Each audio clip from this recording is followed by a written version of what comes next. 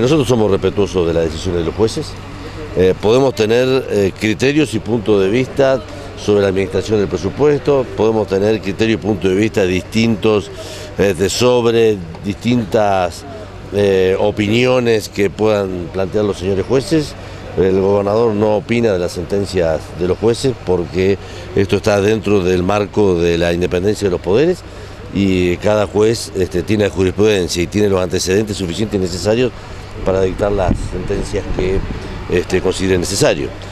Yo lo que creo es que también después de lo que sucedió el 20, con la fortaleza que tiene hoy Bariloche desde el gobierno municipal, con lo que el gobierno provincial ha invertido y corregido en materia de seguridad, a mí me parece que no tenemos que preocuparnos que Bariloche va a seguir trabajando por la paz, por la armonía, por la inclusión social, así que 5 personas, por más que estén libres, no van a poner en riesgo a una ciudad. De todos modos, tenemos que estar atentos y seguir trabajando en conjunto. Dicen que van a liberar a unos cuantos ahora para hacer lugar en las cárceles, no sé si ya lo notificaron. No.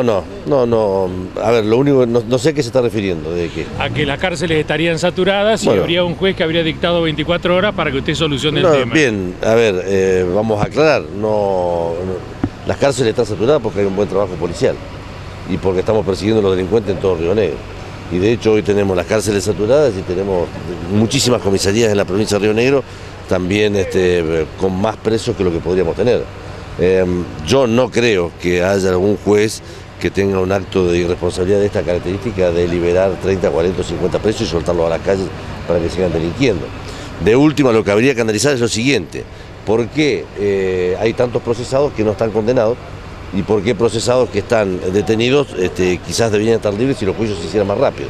Pero este es un tema que tiene que discutir internamente el Poder Judicial. Nosotros vamos a contestar en el transcurso de las próximas horas al juez Lozada lo que nos han planteado y en esa respuesta le vamos a decir claramente cuál es la situación del sistema penitenciario provincial en Bariloche y en el resto de la provincia.